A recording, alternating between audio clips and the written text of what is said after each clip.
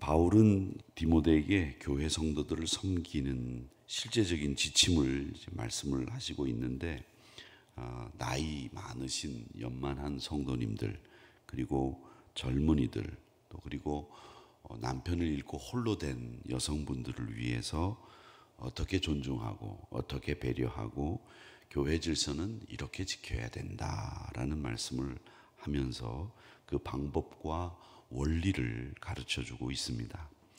건강한 교회는 항상 이 성도들 간의 윤리적인 지침뿐만 아니라 서로 존중하고 배려하고 이해하고 또 서로를 아껴주는 이 기본적인 이 신앙의 질서들이 잘 잡혀 있는 교회가 건강한 교회입니다. 뿐만 아니라 이 내적 질서도 잘 잡혀 있어서 이 존중을 받고 존중을 해주는 이 자아라고 하는 우리 개인의 영적인 그 부분들이 아주 강건하게 세워져 있는 교회가 건강한 교회입니다. 그래서 그 교회는 사회적인 책임도 다할 뿐만 아니라 하나님께서 우리에게 맡겨주신 역할도 잘 감당하면서 하나님의 일을 감당하는 아름다운 공동체가 건강한 교회입니다. 그 건강한 교회가 되기 위해서는 구성원 한 분 한 분들이 서로 배려하고 존중하고 이해하고 내 가족처럼 여기는 이런 마음가짐이 꼭 필요하고 그런 마음가짐들이 있습니다. 우리가 식구라고 하는 말을 쓰고 가족이라고 하는 말을 쓰는데, 이 식구라고 하는 말은 같은 입으로 밥을 먹고 같은 문으로 들어가서 밥을 먹고, 또 우리 한국말로는 한솥밥을 먹는다라는 말을 합니다. 우리가 보통 주일날은 같은 밥을 먹습니다. 같이 아침에 국밥을 먹고 점심 때는 같은 국수를 먹습니다.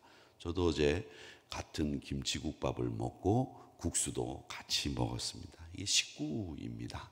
같은 밥을 먹고 같이 생각하고 같은 공간에서 우리가 일주일에 53일, 53주, 52주 뭐 이렇게 같이 있으면 365일 중에서 굉장히 많은 시간을 우리가 매일 같이 보내고 있습니다.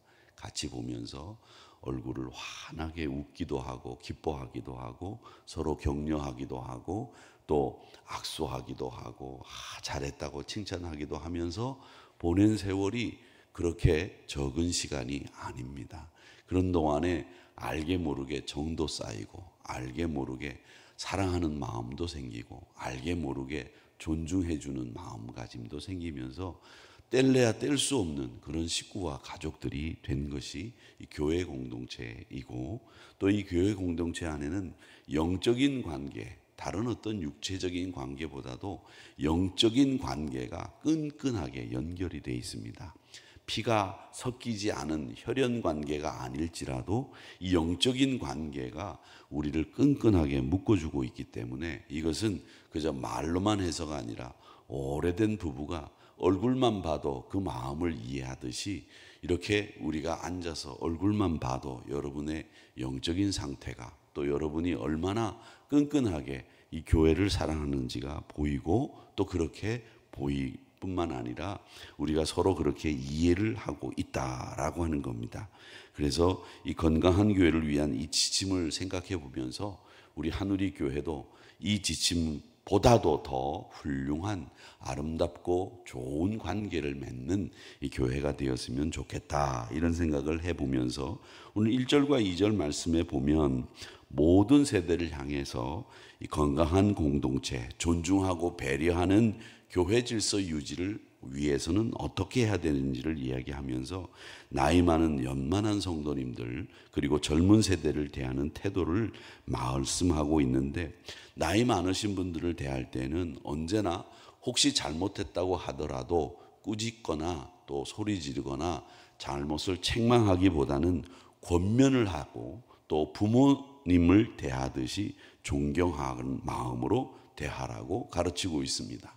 그러면 부모님도 저는 존경하지 않습니다, 이렇게 얘기하는 분이 있을 수 있겠지만, 여러분, 부모님은 여러분들께서 이 세상에 태어날 수 있도록 만들어주신 분이기 때문에 우리는 이 부모님에게 정말 공경하고 부모 사랑하는 것을 제일 하나님 다음으로 우선순위로 해야 되는 분들입니다.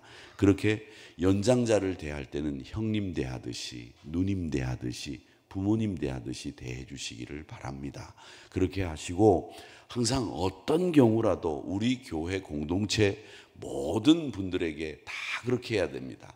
그런데 교회도 세상하고 비슷해서 내 마음에 안 맞으면 요즘 말로 이야기하면 얼굴도 쳐다보지 않고, 요즘 젊은이들은 그 얼굴도 쳐다보지 않고 간다는 말을 뭐라고 얘기하느냐면 이렇게 얘기합니다. 좀 약간 속된 표현입니다만은 쌩깐다 이런 표현을 쓰더라고요. 그런데 그건 정말 좋지 않은 행동 방식입니다. 좋지 않은 겁니다. 교회 안에서는 그렇게 하시면 안 됩니다. 누구나 다 그리스도의 사랑으로 부모님 대하듯이, 젊은 형제 대하듯이, 누님 대하듯이 그렇게 존경하고 배려하셔야 됩니다. 그게 우리 교회가 또 건강하게 가는 길이기 때문에 언제나 존경하는 마음으로 나이 많으신 분들을 섬겨주시고, 제가 늘 말씀드리지만 장로님들은 배나 존경하십시오. 제가 목회를 하면서 언제나 제 마음속에 있는 여러분들이 계시는데 그분들을 보면 장로님들이십니다. 그 장로님들은 지금도 잊지 못하는 것 중에 하나가, 제가 목회를 하면서 가장 감동을 받았던 것은 저희가 부산에서 목회를 할 때 그 보수동 영주동이 이 우리나라에서 출산율이 제일 낮은 동네입니다. 그리고 가장 슬럼한 동네이라 한 구에서 국회의원을 낼 수 없을 정도로 인구가 줄어 있는 동네였습니다. 그래서 이 중구와 동구라고 하는 구를 합쳐서 국회의원을 한 명밖에 뽑을 수 없는, 근데 우리는 강남인데도 가불병이 있어서 한 구에서도 국회의원을 3명을 뽑는 이런 동네인데, 거기는 한 구에서 국회의원을 한 명을 뽑을 수 없을 정도로 인구가 적습니다.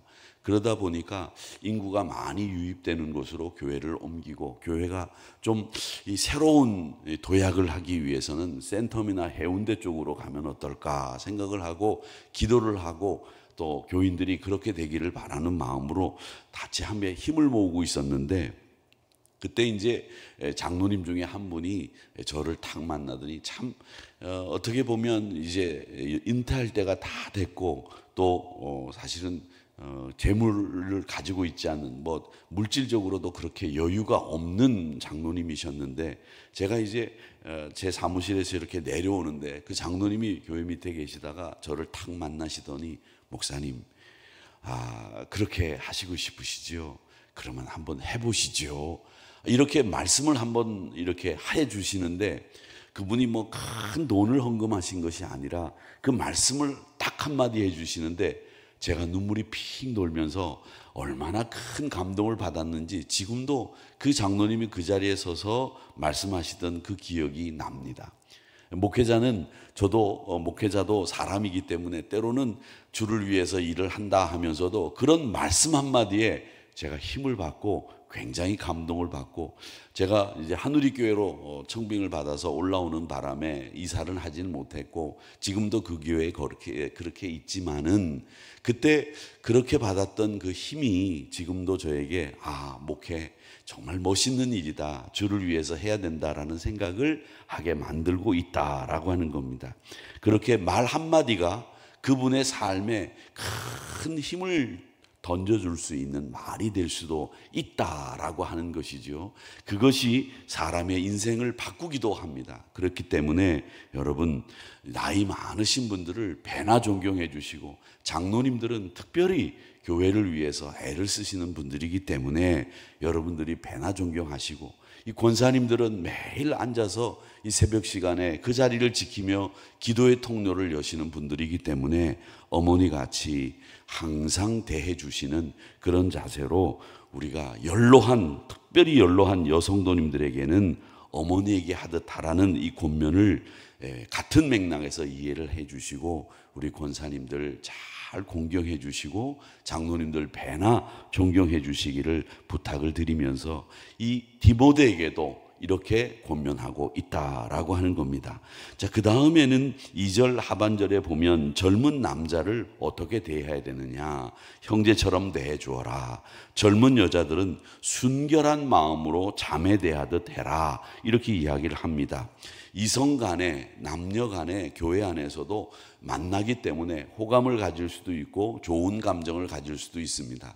좋은 감정을 가지는 것은 젊은이들에게는 저는 박수칠 일이라고 생각하고, 교회 안에서 젊은 남녀가 만나서 결혼하는 것은 정말 좋은 일이라고 생각합니다. 어떤 목사님이 그 교회 장로님에게 그런 얘기를 하더라고요. 장로님, 이제 한탄조로, 장로님, 우리 아들 딸들은 하나도 결혼도 못 시켰는데 장로님 아들 딸들은 교회에서 제일 이쁘고 기도도 제일 많이 하고 집안도 제일 좋은 아가씨들만 다 데려다가 며느리 삼으니 기분 좋습니까? 이렇게 이야기하면서 두 분이서 깔깔깔거리시면서 웃는 모습을 보면서 참 좋아들 하시더라고요. 제가 옆에서 보면서 참 부럽고 좋았습니다. 여러분, 젊은이들이 교회 안에서 이성 간에 호감을 가지는 거 참 좋다고 생각합니다. 그래서 저도 간혹 시간은 없지만 젊은이들 예배드리고 이렇게 나오면 335 이렇게 모여서 우리 커피숍 앞에서 이렇게 앉아 있고 서 있고 얘기 나누는 것을 보면서 누가 누구를 좋아하나, 이런 걸 쳐다보면서 누가 혹시 둘이 좋아서 결혼하지는 않을까, 이렇게 쳐다보면서 농으로도 넌 누구 좋냐, 누구 좋아하느냐, 이렇게 짓궂게 질문하기도 합니다마는, 이렇게 남녀 간에 좋은 호감을 믿음 안에서 갖는 것 참 저는 교회가 바람직한 일이라고 생각을 하고, 그런 일들이 많았으면 좋겠고, 또 그런 일들을 위해서 여러분 기도 많이 해 주시되, 특별히 우리 남녀 간의 문제는 항상 여러 가지 문제들이 생길 수 있기 때문에 형제 대하듯 또 자매 대하듯 순결하고 정결한 마음으로 대해 주어라 라고 하는 말씀을 하고 있습니다.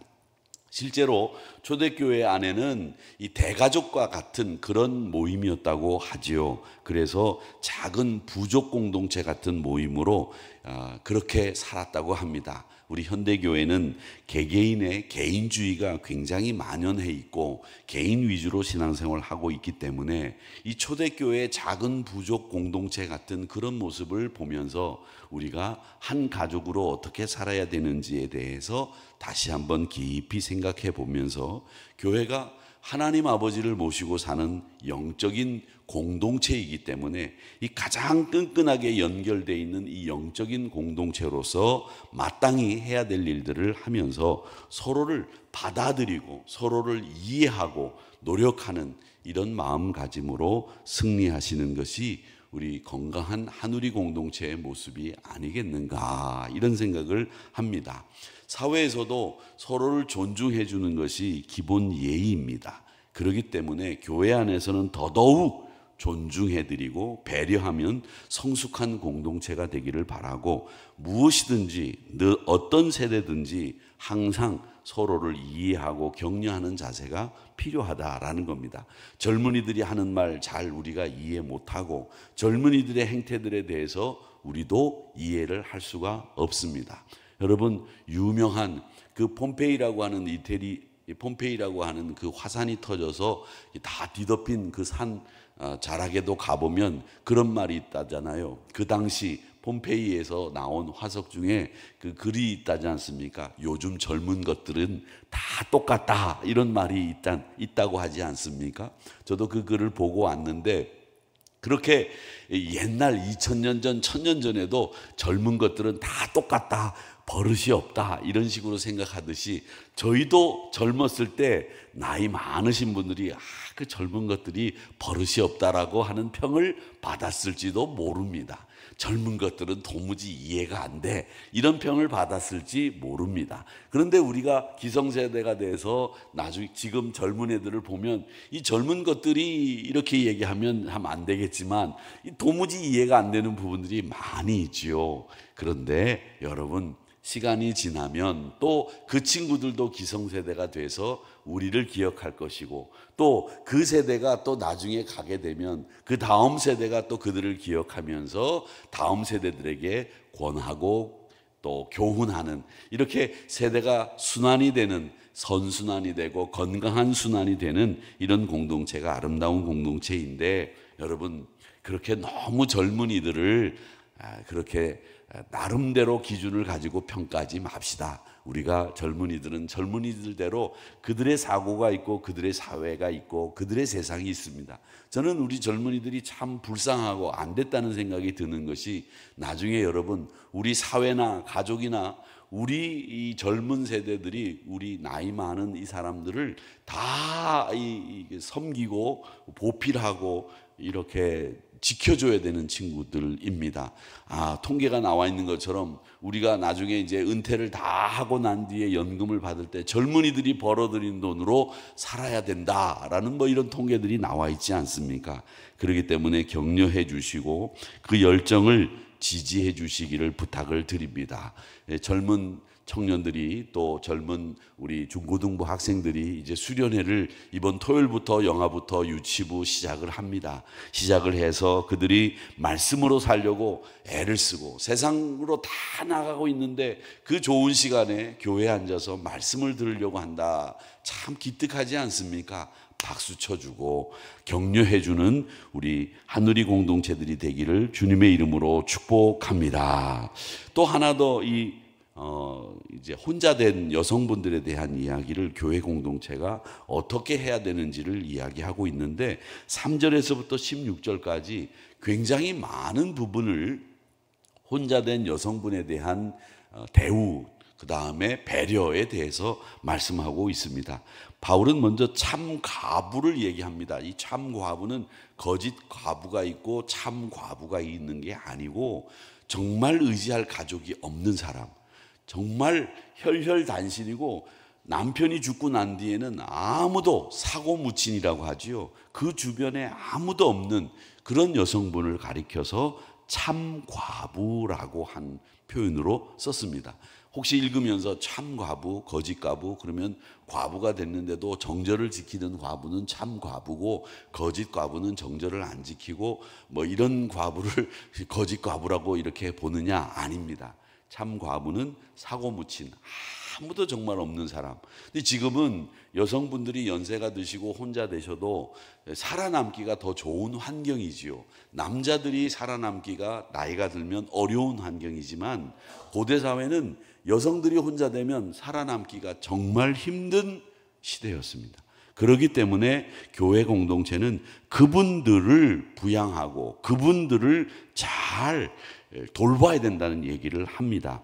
그 자녀나 손자들이 있는 경우에는 가족들이 부양하도록 하고 교회에 부담이 되지 않도록 해라, 그렇게 4절에서 말씀하시고 있고, 바울은 교회가 그 과부들을 등록을 해서 관리, 케어를 해주어라, 이렇게 이야기하면서 60세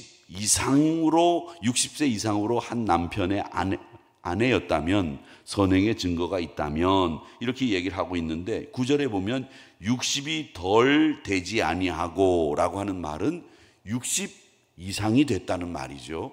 그런 남편이 없는 홀로 된 여성분들을 교회가 관리를 해 주어라, 선행의 증거가 있는 그분들을 잘 보필해 드려라, 이 말씀이고, 더 60이 안 된 젊은 분들은 재혼을 해서 가정을 이룰 수 있도록 권면을 해 주어라, 이렇게 이야기를 하고 있습니다.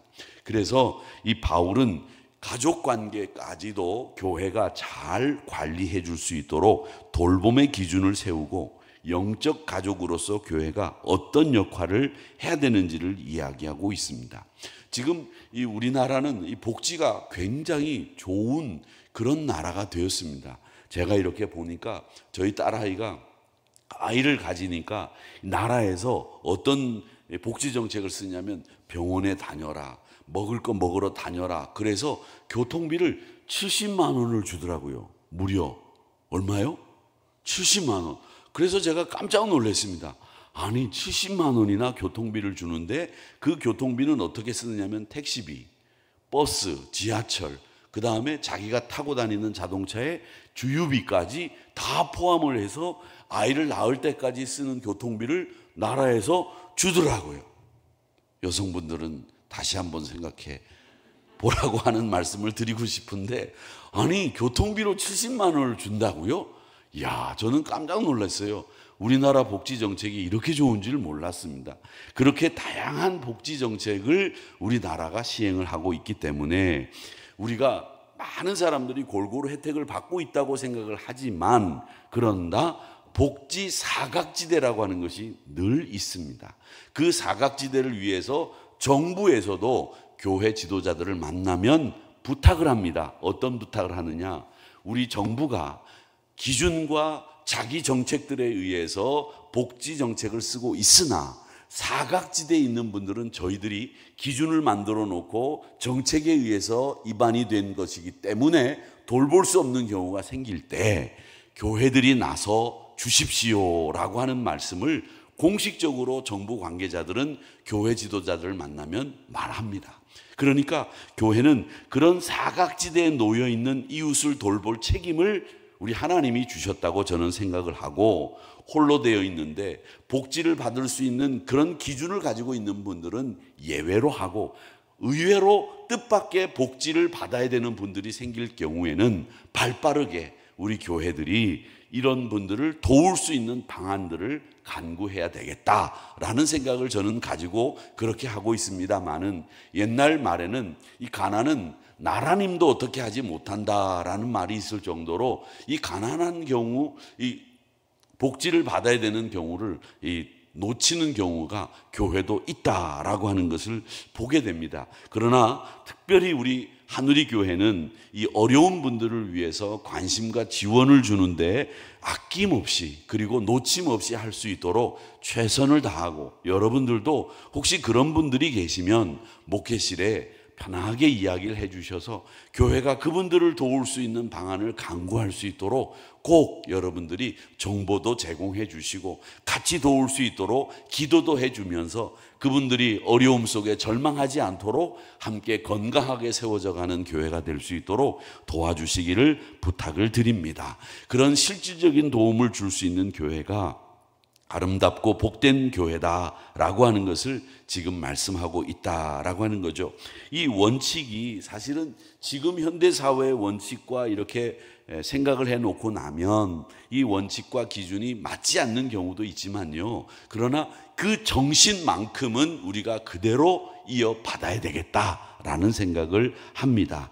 혈연 관계를 넘어서 영적 가족으로서 서로 존중하고 건강한 관계를 맺는, 그리고 도움이 필요한 분들을 도와줄 수 있는 건강한 하누리 공동체가 되기를 바라고, 여러분 모두 늘 장로님들은 배나 존경해 드리시고 또 우리 권사님들은 기도의 어머니로서 늘 부모 대하듯이 그렇게 섬겨주시기를 부탁을 드리고, 젊은이들은 형제 자매를 대하듯 자매들에게는 내 자매를 대하듯 순결하게 대하면서 건강한 공동체를 만들어가는 하누리 교회가 되기를 주님의 이름으로 축복합니다.